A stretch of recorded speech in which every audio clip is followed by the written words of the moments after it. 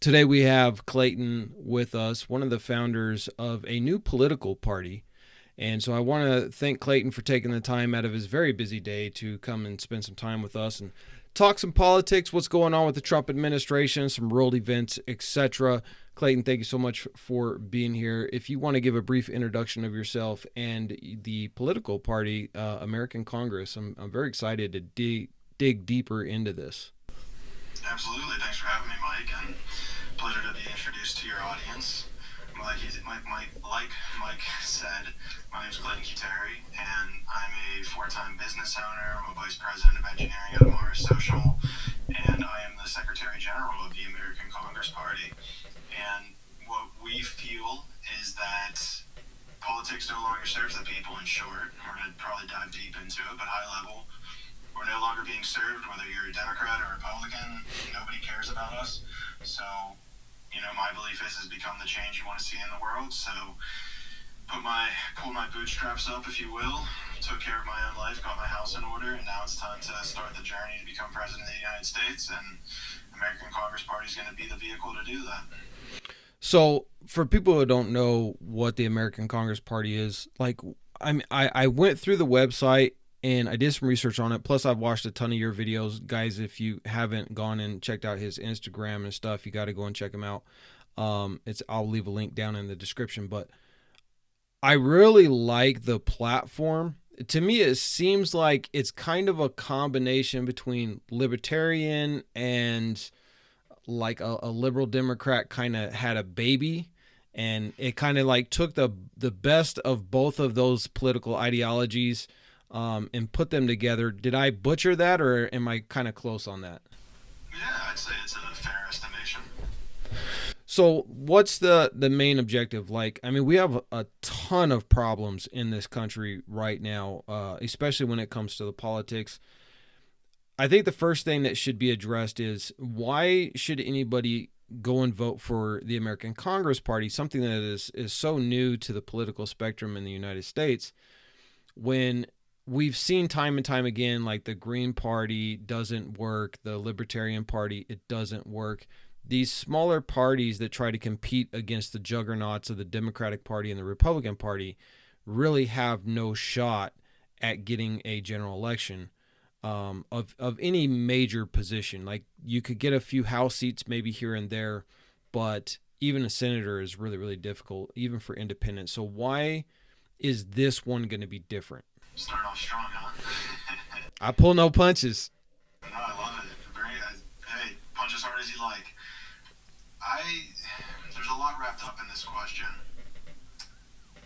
The big answer, I believe, is that I don't know that either of. So I used to be a libertarian. I guess in some ways I still consider myself a libertarian, but I don't know that any of the other political parties are trying to do or have the vision that we have. I think that whenever I look at any political party, whether it's Republicans, Democrats, Libertarians, Green Party, I think there's an American Party too. Whenever the Congress Party, anytime I see these parties, it doesn't seem to me that they're attacking the root cause of these issues. Whenever I hear them speak, when I hear their political candidates speak, they're not getting to the root of any of these issues. Usually, the solutions are band-aids that are getting placed on, a bigger, deeper problem. And the biggest problem that we see facing this world, I would argue, is nuclear war. Everywhere we turn, someone wants to nuke somebody else, and no one in power is going to suffer the consequences of that. It will be the common man who suffers. And so we have to change course and realize that our end goal should be world peace. It should be what the Bible talks about with new heaven, new earth. It should be what the Hindus talk about with the Satya Yuga. The Buddhists talk about it with the Maitreya Buddhism. The Jews even talk about it with the Messianic age, is that we need to foster in a new world, essentially, of peace and of harmony. And so in order to do that, our core tenets of the American Congress Party will achieve those things, which is non-chemical food, right? We have to stop poisoning our food supply because right now everything in our entire grocery store is poisoned, even the produce section. Herbicides, pesticides. You have Bill Gates coming out now and telling us that we need to start putting vaccines in lettuce, which has actually now been accomplished by a group, and apparently there's no legislation stopping them from putting vaccines in lettuce. So we have to purify our food because nature does it all perfect, right? Nature is the perfect medicine, which ties into our next point, which is free medication. And right now, you look across the entire world, and don't get me wrong. Look, my history was as a conservative and a capitalist too. So I was very adverse to these ideas of free food, free medication, and an upgraded and free education model. But whenever you peel back the numbers, if we stop war, if we stop nuclearizing our entire planet, if we stop sending money to kill innocent people, we have more than enough money in this country in order to take care of all of these items and more. And there will be far more things that we will be able to provide as a service. Because what you have now is a corporational government, if you will, that is monetizing and profiting off of poisoning the human population, specifically the Americans. I mean, you see countries across the world that have free medication, free healthcare, free education, and yet for some reason the American government, our taxpayer dollars, are subsidizing these governments. And to me, it's gotten to the point that it's outrageous. And I think that, to bring it back to your point, I feel as though we're the only ones that are truly talking about those being the root issues. Because if you're no longer poisoning the food, you don't need medication as much. If you're not poisoning the food, it'll, your microbiome, you'll decalcify your pineal gland, and you'll be opened up to deeper knowledge. You'll be able to understand your body, yourself, all of these things. And so whenever it comes to a lot of like the major political issues, a lot of it just comes down to having a pure body and having proper education. And I believe that 99% of our problems in the world will be solved once we accomplish those three very simple things. I mean, you mentioned a lot of the world's major religions. One that you didn't mention is actually Islam. If you look at the what all of the conservatives, the MAGA conservatives, are so fearful of is this thing called Sharia law, right? If you look at Qatar, if you look at Saudi Arabia, if you look at the UAE, they all have some form of Sharia law. You look at Brunei, all of these Muslim majority countries that have that. And yet they have free healthcare, top notch. They have wealth income guaranteed. They have higher education paid for. And why do they do that, right? So it's like you were talking about is the making paradise on earth by simply being good to your people. So in the United States, we don't do that. You get sick in the United States, even if you have health care, you're still going to probably have more bills than you can afford. And if you don't have health care, well, there's your bankruptcy for, bankruptcy number one. And now we have this trend where we have Americans in their lifetime are expected to file bankruptcy at least once in their life for like half the population. That's insane. That should never happen. So fiscally, what would the American Congress Party do to number one, healthcare? Would you support a universal healthcare? Because again, I mean, we just passed a budget for a $1 trillion military budget in a relative time of peace. No need to spend that amount of money. We could literally get away with a military around $200 billion, which is still more than any other country. I think China spends right around $200 billion right now. And we have more nuclear weapons than to destroy the world 10 times over. So it's not like anybody's going to invade us.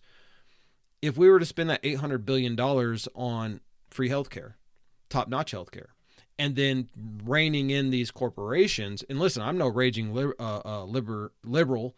I'm more of a libertarian. I'm a centrist, but I do believe that healthcare is something that the government should provide. If you're going to spend $1 trillion blowing people up, you should spend $1 trillion sewing people up, is what I say, right? So what is your guys' stance on universal health care as a means of happiness? And I understand like it starts with our food, and that's a very big thing. I have a small ranch out in the Midwest out here, but most Americans don't have that option. They have to go to the grocery store and they have to buy that processed food. So it starts there. but how do we transition to getting a top-notch medical system that these other countries that we label as third world, but if you go over there, they're so much farther advanced than we are, you're like blown away. How do we get to that point in the United States? Absolutely. And even to touch on Islam, I did forget to mention it, but they have Mahdi, which is essentially the same thing. So all of the major religions across the world believe in this idea of new heaven, new earth. To get to the healthcare, yes. I mean, fundamentally, the answer is yes, is that universal healthcare, Medicare for all, whatever you want to call it. The big issue that we have right now in this country is that you have the likes of big pharma that is spending money in our higher education system as well, where they are teaching kids. I believe there was a study done where it's for every dollar that big pharma essentially pumps into higher education, they make $3 on the back end because they're teaching our doctors, they're teaching people who get into this, who truly want to help people, just how to supplement. Yeah. You mix these drugs together, you get this outcome, they might have these symptoms. You essentially just become a chemist, and you're no longer healing the root cause. I think it's really a famous thing that, we're just treating them and we're not curing the actual root cause. And I see it as a symptom of our politics as well, where all the policies that we put forth are just band-aids. They're just treating symptoms when nobody's actually pulling back the curtain and addressing the root cause. Lobbyist groups are also a big part of that issue, where you have big pharma reps who will go in lobby Congress. I mean, look at what happened whenever they rolled out the COVID vaccines, right? The government funded it, American people funded it, and then they took all the profits at the same time. So, all of this stuff is, once you start pulling it back, you could talk about even all the waste, fraud, and abuse that goes on. You can look up, I think it's on Grok can do it, but there's, AI bots that go through and can scan all these omnibus spending bills, and you find out that we're paying to fund the lobsters in Maine, teaching them how to see if we can teach them to salsa dance. And so it's these ludicrous things that get pulled up, and you sit back and you sit there and you think, like, what are we spending money on? There's animal testing that is probably not even necessary, but some lobbyist convinces a politician that we need to fund this certain thing, and they get it passed in a bill, and then they can pull out $1 million, $2 million. You talked about the military-industrial complex as well.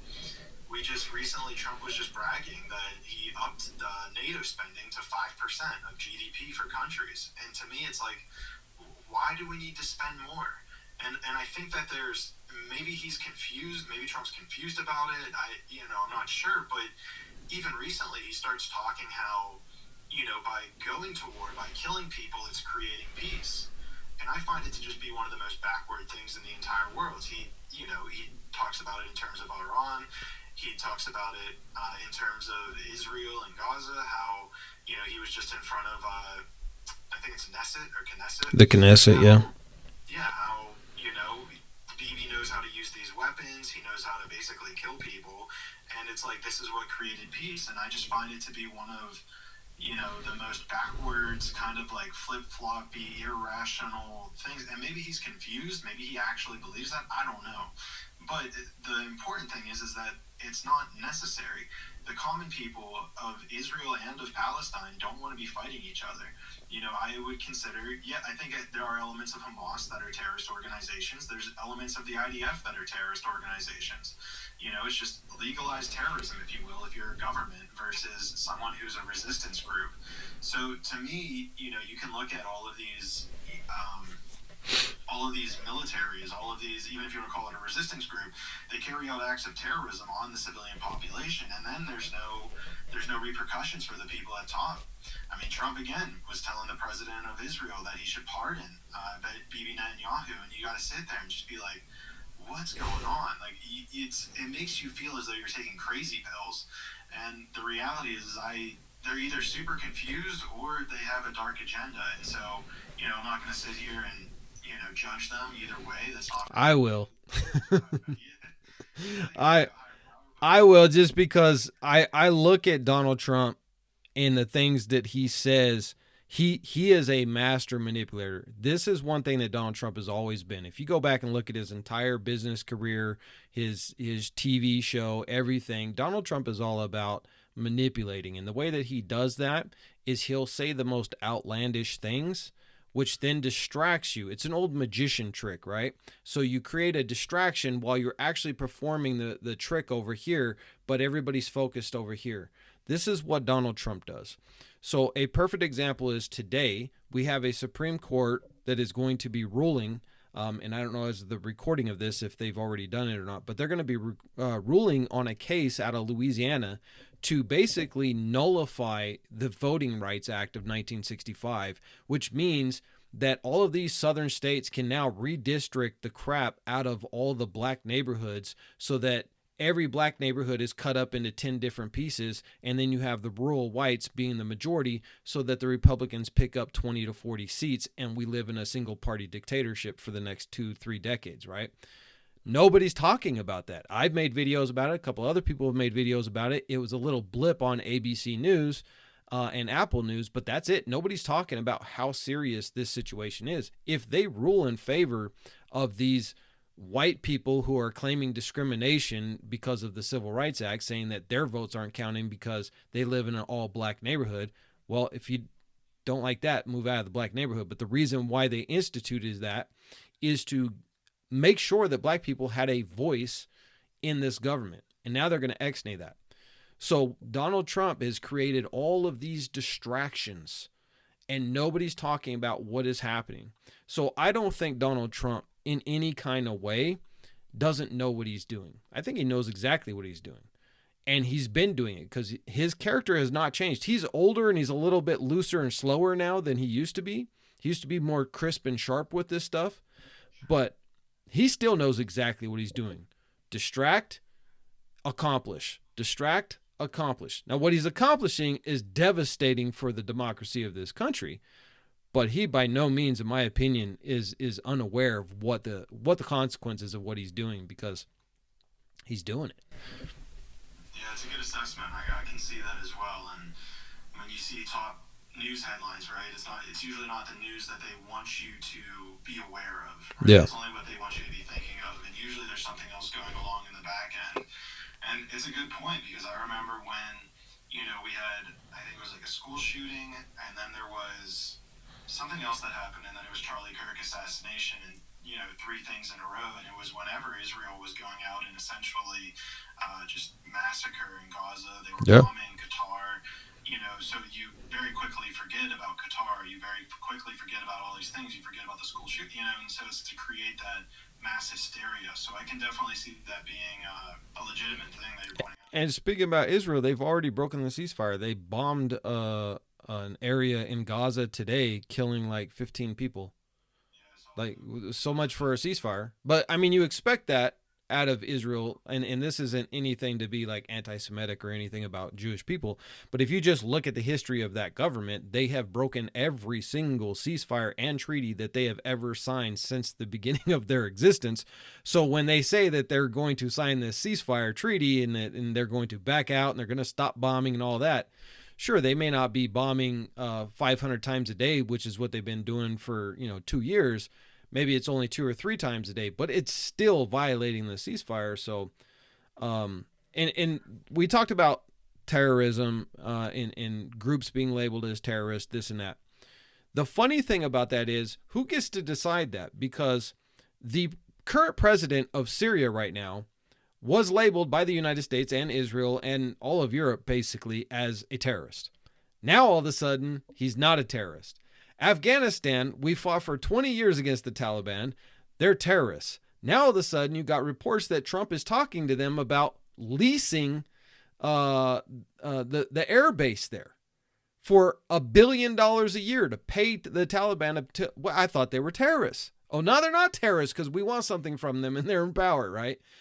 So speaking on that, like you said that the Congress Party's platform is about bringing real peace. That's like number one, right? Healthcare, equality, all that stuff, and bringing real peace.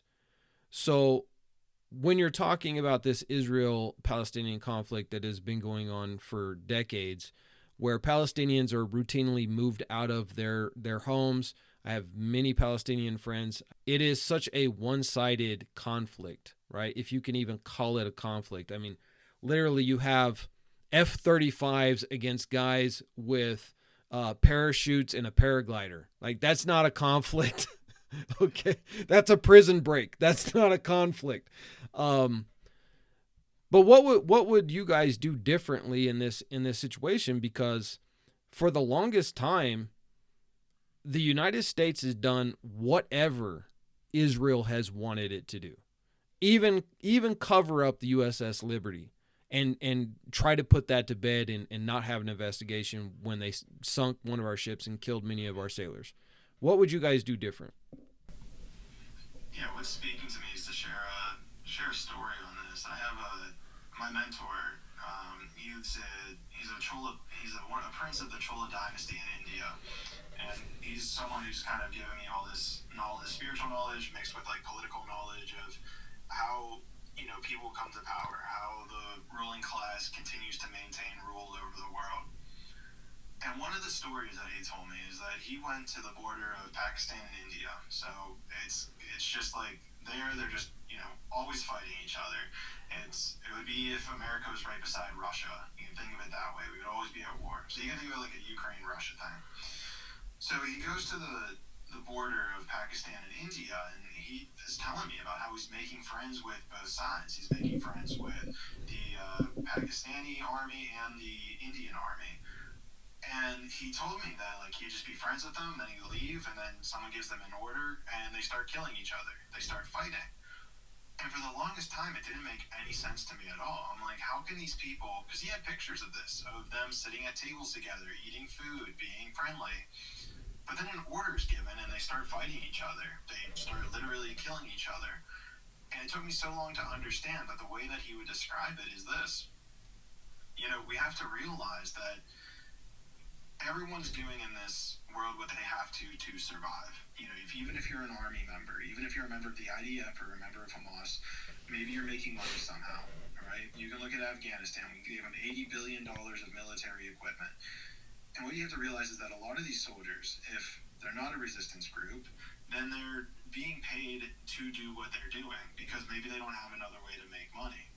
So you pull back the layers here, and if you look at all the wars that happened throughout all of modern human history. I think the last time that a leader actually was on the front lines of a war of a major country was Napoleon III in 1780, I believe.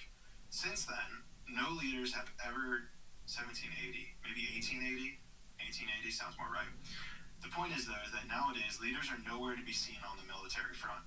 If there's a war between Hamas and Israel, nothing happens to Bibi at all. If there's a war between Ukraine and Russia, Zelensky, Putin, completely fine, right? Trump is bombing ships, boats. We don't even know if they're cartel members. We don't even know if they have drugs on them. Yeah. But he's bombing boats in international water right now. Does anything happen to Trump? Not at all. So what we have to realize is that it's about the common man. It's about the common people. We have to be on their side. We have to protect them. We have to honor them. And right now, nothing happens to the people in power who are giving these orders to commit these genocides. And I would consider what happened in Gaza absolutely a genocide. That there's no repercussions. We have another leader now saying that Bibi should be pardoned for all of the things that he was being prosecuted in 2019 for after committing a genocide. And so I think you have to pull back the layer and realize that it's not America versus Russia. It's not Russia versus Ukraine. It's not Israel versus Palestine. It's the leaders against the common man. It's these leaders who nothing happens to their kids, nothing happens to their families, and instead it's the common people who completely get massacred. Look at World War II, for instance. I think it was like 80 million people died, and yet nothing happened to the leaders. In Japan, we dropped 2 nuclear bombs, and it didn't kill any of the leaders, and it massacred hundreds of thousands of people. Yeah. So you have to realize that all of these games that are being played on this planet is the leaders of this against the common people. And I think that we need to realize that we have to stand with the common people. We have to understand that we need to empower them. We have to stop killing them, of course. And we have to treat everybody as if they're a part of our family. Because I see everybody, you even, anyone you come into contact with, you'll realize that there's some sort of familial connection that you have with them. Maybe it's father, brother, maybe it's cousin, maybe it's aunt, uncle. it's with everybody. Once you start viewing the world this way, it all starts to kind of fall into place and make a lot more sense. So, I mean, that is a bedrock foundation. How we fix this is realizing that we need to put the common people back in control of this planet. Yeah, I mean, I had when I first started my journey talking about politics, I have a sports podcast I've been doing for a couple of years. And then with everything that's been going on, I decided to start using my platform to speak out with. And immediately I started getting all kinds of death threats because it's this weird cult mentality that if you are not 100% for whatever Trump does, literally, I mean, there's video after video of Trump supporters saying he could come out and shoot somebody in the middle of the street and I'll still support him. He could be on the Epstein list and I'll still support him. It doesn't matter what he does. He's a servant of God. He is God. I mean, I've heard it all, right? And I get all of these DMs of basically death threats for not being a supporter of Trump, even though I'm inherently conservative. But I'm different in conservative is I'm not a Republican. I cannot stand the Republican Party. I think they're the most corrupt after the Democrats. Um, but I get all these death threats from all these MAGA people in my DM, so I respond to some of them. And I got this guy who at first, he's talking all this death threat stuff, and then I'm just conversating. I'm like, "Hey, why do you hate me so much? What is it about what I've said that makes you want me to not be alive anymore?" And he couldn't really espouse what I was saying that was really making him feel that way, other than the fact that I was just, disparaging his dear leader and all that stuff. And through the conversation, getting him to open up, the dude's like 65. Um, he's smoked 2 packs a day for 50 plus years. He's dying. He ain't got much life left. He's like 150 pounds overweight, and he has an Asian wife, and that's the only good thing in his life. And I'm like, well, see, I have an Asian wife, so we're not that different, bro. Why you want to kill me? We can have a difference of opinion. You know what I mean? We both like the Asian women. We're together in this, bro. And it's sad because people do get caught up in the political side of this, and it's almost being from the sportscasting world. It's almost as though it's a football team, right? I'm a Raiders fan, so I hate Chiefs fans. Chiefs fans hate Raiders fans, etc. And now it's I'm a Trump fan. I hate non-Trump people, and non-Trump people, I hate you if you're MAGA. And I think that this is one of the most dangerous situations that the United States has ever been in my lifetime, to where we openly have people talking about civil war in this country. Like before, that was stuff of Hollywood. Now we literally have people calling for it, begging for it, and it's to that point where it's actually a possibility in this country, something I never thought I would ever see. What are your thoughts on this division, the power grab by the Trump administration, um, and literally people calling for civil war in our country right now? Let's see how we can work this into the Hollywood because it's a perfect thing to talk about as well. We'll start with this little thought experiment. So, do you believe that demons exist? Yeah, I do. Yeah. Have you ever seen a demon? I had an experience that I believe was when I was in my 20s, that I had been attacked in my bed by one in the middle of the night. Yeah. Okay.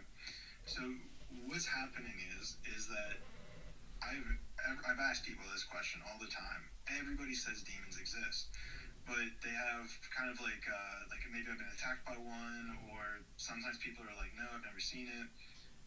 The reality is that demons are in the mind. Demons are thoughts. You can have heavenly thoughts or you can have hell thoughts, right? You can have thoughts of angels or you can have thoughts of demons. And so what happens is that due to confusion, due to the lack of food on this planet, of clean food, right? Our pineal glands get classified. We ingest too much fluoride. We ingest too much atrazine. We ingest too much herbicides or pesticides. It becomes very difficult for our brain to determine between whether a thought is hellish and a demon or if it's an angel and it's heaven. So a part of this is with this decalcification or with the calcified pineal gland is that like your friend, maybe he's possessed by some sort of demon. Maybe it's a small one. Obviously, I'm not saying go and do anything wrong or illegal to him. But the point is that we become possessed very quickly of a demonic thought or a heavenly thought. The next layer to this, right, is Hollywood. So a lot of the movies that you see today will create the division. They plant. The Pentagon, I think, pays. There's like a black budget program for Hollywood, and it's to the tune of billions of dollars. So you're looking to save more money, we can cut the government funding of Hollywood. Yeah. And why would they fund that? Well, it's all about programming. It's about programming your subconscious to see a certain reality. It's not too long ago that there was a Civil War movie, literally, I think, called Civil Yeah. War, Civil about War. Civil War America. Yeah. Enough people watch it, you create that psychological programming, and then it spreads into people's subconscious, and then they start to act it out on the physical layer. And so this is why, first of all, thoughts, you have to be very careful. Whatever you're getting programmed into, television is television. So Yeah. you're being programmed through your television, you're being programmed through music, you're being programmed through all of these things to believe a certain thing. Maybe it's bringing in demonic energy, maybe you could be bringing in heavenly energy. You go to the movies nowadays, there's no more heroes. It's so difficult to find a hero. I think Mission Impossible, like The Final Reckoning, was like the last movie, which was like 5 months ago, 4 months ago, that I saw that had a true good hero in it. And it's by design. It's so that you're not the hero of your own life, and you start, supplementing with movies where there are no heroes. Maybe the hero dies at the end. Maybe it's like super confusing. Maybe it's a civil war. And the idea of this is to create that and make that play out on the physical realm. So, the answer to this, the solution to this, is the education piece. The indigo education piece, which is to be very aware of what you're consuming, be intentional, because you could very easily be connecting to demonic energies or angelic energies. That's really based on what you're putting into your five senses.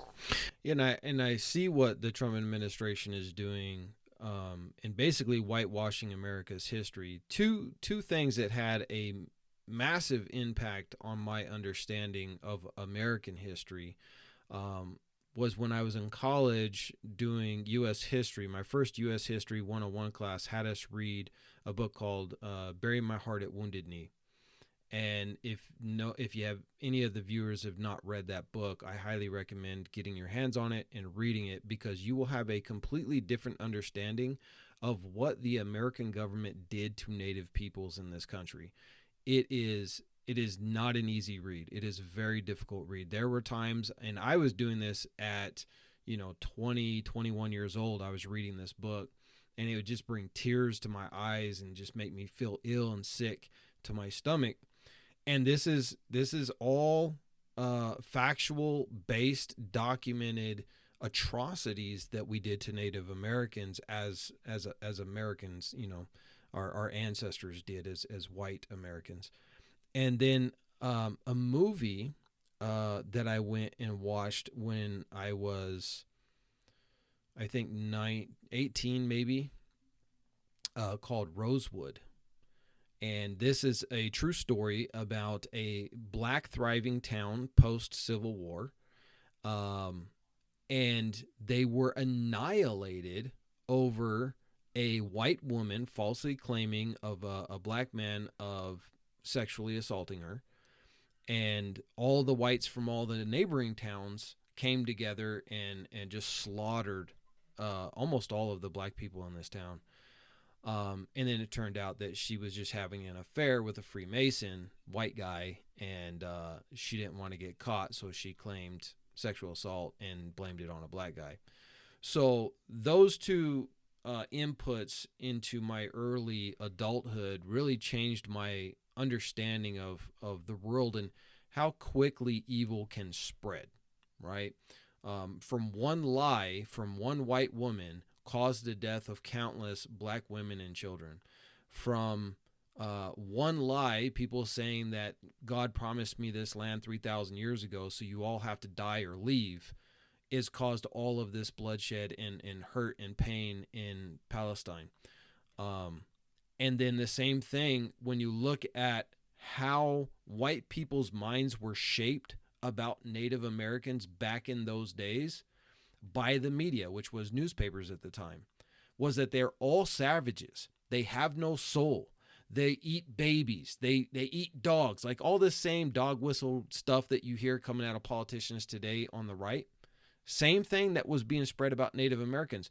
So when white people came to the West, as they spread out, and I mean, because we'd already annihilated all of the tribes in the East, mostly through disease. But when we came out to the West, it was, they're savages. So of course we have to shoot them, all of them, right? And this is just normal. And you literally had the Wounded Knee atrocity where 20 members of that regiment were issued medals of honor. And then after all of the facts came out in the early 1900s, they were stripped of it because they didn't deserve it. They did a massacre. Now you have Pete Hegseth and Donald Trump reinstating their medals of honor. So you're reinstating the I mean, it was so bad. Like Hollywood does not show this because you can't show the reality of it. It was so bad that they literally had soldiers cutting off the genitalia of little boys and girls and stretching them around their hats and then painting their faces with blood. This is all documented. And we're reinstating that, and it just goes to show how far gone we are. If we whitewash the atrocities that governments have done in the past, that sets up the ability for them to do it in the future, right? So it's very, very concerning times of what we're going through in the United States, and because we're the world's largest nuclear weapon superpower, other countries are scared to death too. Like what's going to happen if this government gets out of control? This country ends up in a civil war, and the wrong people have their hands on the buttons of these weapons that can annihilate entire cities in minutes, right? With the American Congress Party, when did you guys start? What is your realistic like base right now? And again, to all the viewers who are watching this, you got to go check them out. I believe it's AmericanCongressParty.com or .org. .com. Yeah, guys, go and check that out and read their platform. How much support have you guys gotten so far as you're building this out? Sure, and I mean, even to touch on everything that you were pointing out there, it's very important to learn from history, right? And I would say the next element of it is to not let it, not let those images or those ideas consume you, because that's whenever you can become overly connected to them. So if there's a way to like acknowledge the past but focus on realizing you don't want to do that, realizing like we have to come together, we have to realize that we're one family so that we can prevent atrocities like that from happening. That's like the next step, I would say, right? As opposed to focusing on the division, let's focus on unity. And I think that messaging leads into your next question of, we started in 2021, so I kind of casually say I'm the co-founder, but technically Brandon Conceição, our president, started it in 2021, and then it was kind of inactive until November of 2023, whenever I joined as the Secretary General. And then since me joining in the last year and a half, almost 2 years, we've put together a coalition, I think, of probably 14 people who are like really all in on it, listed on our leadership page. And then, I mean, extended out from that is probably about 40 to 60 people who, have helped with like volunteering, who have helped with like knocking on doors, who have donated their time in various ways.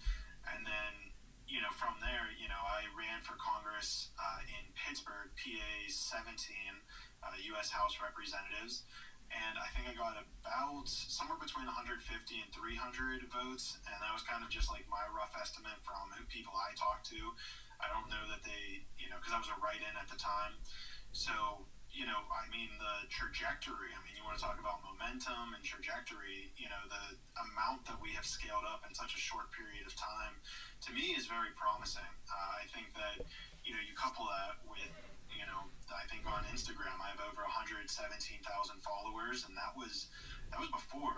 My Instagram wasn't even, I might have had 2,000 followers on Instagram whenever I ran for Congress the first time. So now it's going to be really crazy to see what happens next year Yeah. whenever I run. I'm not sure if it'll be in PA 17. I haven't officially announced it yet. We know we'll be running, but yeah, the speed at which we are, attracting people is quite phenomenal. And I give it an attestment to just the ideas that we're espousing, the way we view the world, because I don't see any of these as ideas as my own. I see it as knowledge that has been given to me, whether it's from my mentor slash guru, or from Brandon, or from nature, for God, from spirit, whatever you want to attribute it to. I'm kind of just, I feel like I'm a servant to whatever that energy is, and I'm a servant to the American people. And I think that messaging is really resonating with people. So, we've come a long way in 2 years, and it'll be really interesting to see how quickly this really picks up. So the biggest part of politics in the United States is money. You don't have money, you don't have a campaign. It's just that simple. Knocking on doors will only get you so far. One thing that I think is really interesting, though, guys like you, guys like Mom Donnie in New York, and really Barack Obama kind of like paved the way for you guys of using social media to get your message out when you don't have a war chest of millions of dollars.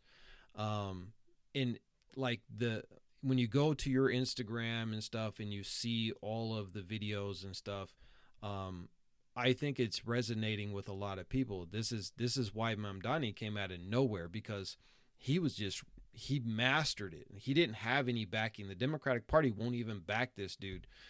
They're doing it now hesitantly because they have really no choice and they've been called out on it. But he was like, I don't need you. I'm just going to use social media. And he took out.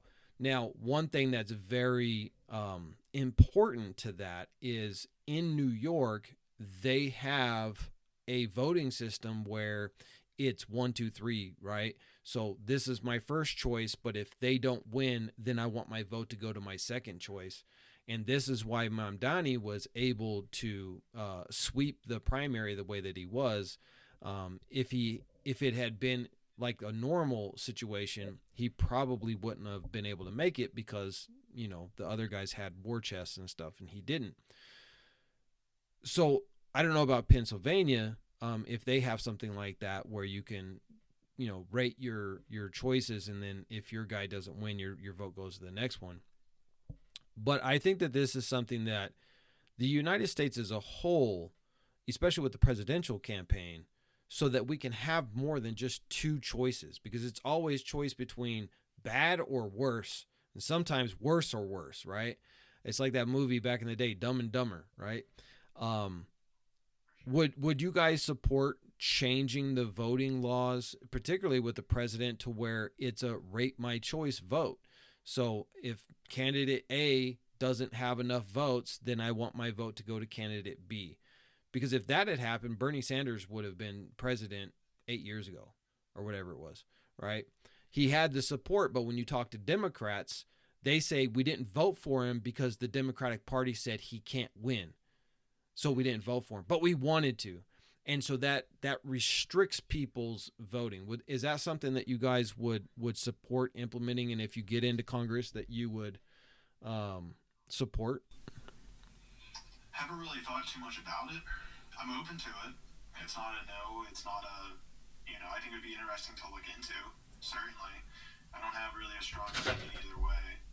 I do think, though, that there is something to be said there with what you ended it on of, well, the Democrats told us that he wasn't going to win, so we didn't vote for him. Yeah. And I think that they cast that same illusion all over the place of, well, if you don't vote Republican or Democrat, you're wasting your vote. And I think that people need to find their own, power that lives within them. And I think they can, and we will do it. But, it's just that idea of, giving up. We say that the Democrats and Republicans are two wings of the same bird. So the way I see it is, if you vote Republican or Democrat, you are wasting your vote, because they already have the agenda played out. Nothing really changes. Doesn't matter who's in office. Yeah. Doesn't matter if it was 2008, whenever Obama got in, and was it 2012? I think 2012 or 2008 when he got in, and he basically, or 2008, yeah, Yeah, and he had all 2008. of Congress were Democrats, and then Trump got in 2016. The House was all Republicans, and nothing really got passed that the American people voted for. It was Yeah. kind of all this hand waving, and well, it's difficult. They're blocking us here, and nothing really changes. So I think that you vote for Republican or Democrat, you are wasting your vote. I think if you listen to the media of who to vote for, you're wasting your vote. And I think the individual needs to realize how much power they truly have, because just voting for the person you believe in is empowering. It empowers you. But if you're listening to the media of who you should vote to, then you're disempowering yourself. So regardless of if your person gets in or not, you are giving yourself more energy by just acting on your internal belief structure of who you believe should be in office. Yeah, and I think there's a lot of conservatives in the United States who are absolutely disgusted with this MAGA movement and don't want any part of it. But at the same time, they don't want any part of the Democrats, so they vote for Trump. And I think the same thing with the left wing and the Democrats. You have people who are absolutely disgusted with the status quo. People like Hakeem Jeffries and Nancy Pelosi. These people who are, corporate entitlement people, and they're not going to do anything for America. This is why I believe Harris lost, because the Democrats seen her as just more, a younger version of Joe Biden. They're not going to get anything that they want. What one thing that they wanted was an end to the Gaza genocide for sure. And instead, they were just sending more taxpayer dollars to build bombs for that genocide to concur.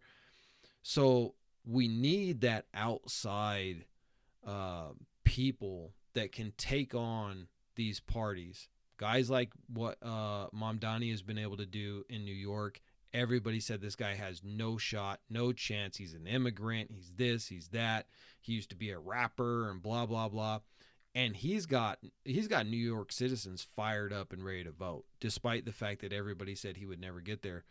So I think with the American Congress Party, a lot of the things that you say would be considered liberal, but absolutely at the same time uh, fairly conservative as well. And that's why I kind of said kind of like a libertarian and a liberal got together and had a child, and there you go, because you got the healthcare in there. You've got things like bringing peace, stop funding wars, stuff like that, which is what a lot of conservatives voted for Trump for, because he said he was going to be the president of peace, no more wars, that he would end all of these wars overnight.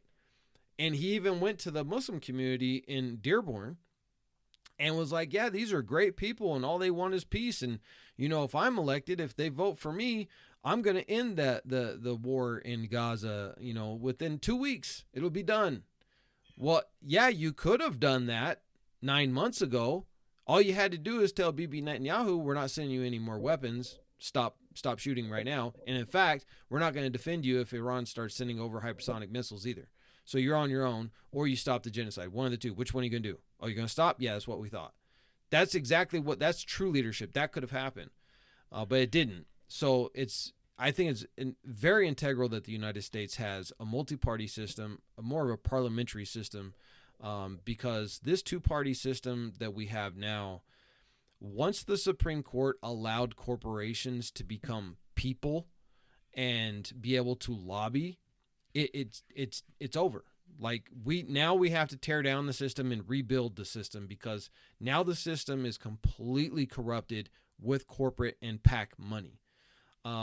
So before we end here, I wanted to just ask that: what is your stance on taking PAC money? Whether it's like the super controversial Israel PAC money, the APAC, or corporate money, military industrial PAC money, Elon Musk money. What is your guys' stance on PAC money? Sure. I don't know that we've had a party conversation about it, but I can speak for myself personally on this.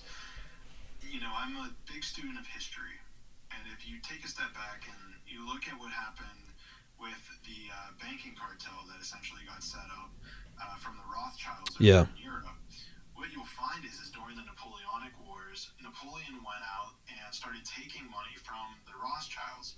Little did he know that the Rothschilds had set up banks in all over Europe, some in Russia, and so by taking their money, he now became a servitude, became a slave to the Rothschilds, Oh. because he relied on them for war, he relied on them for everything. everything. So if the Rothschilds pulled his funding, well, what happened was UK, Britain at the time, or I guess it was UK as well, ended up winning and defeating him in one of his 6 losses. So you have to realize that when you take money from someone, you become a slave to them. And so what I've had to do with my life is become extremely successful, four-time business owner. Everything's running on all cylinders, podcast host. So I am stabilizing, if you will, my own finances. I'm putting my own finances into the campaign. Then on top of that, I believe, so I'm kind of, if you will, in that way, I'm a slave to myself, if you will. But the next layer to that is, who do I want to be a slave to? And I see it as being a slave to the American people, because it's the general public who the politicians are supposed to be in servitude to.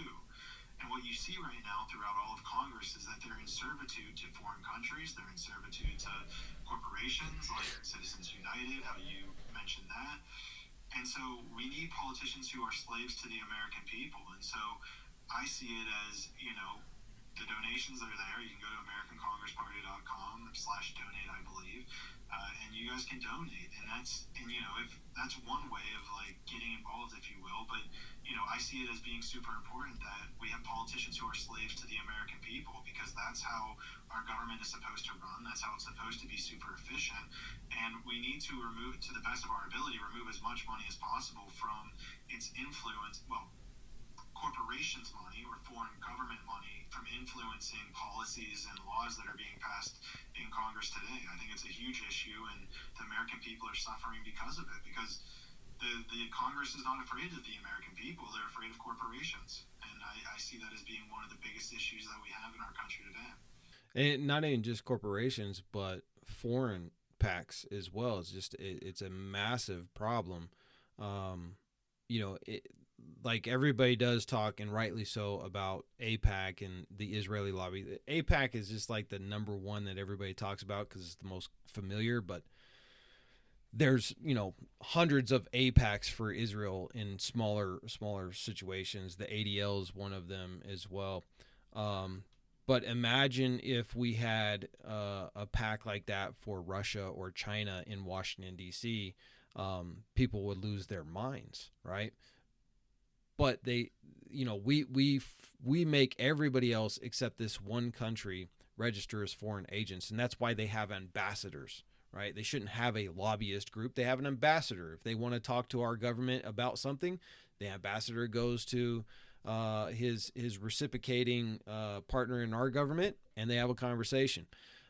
But right now, the way that it's set up, there's so much money involved, and there's so lack of respect of the fact that this taxpayer money is just that. It's my money. It's your money. It's my neighbor's money.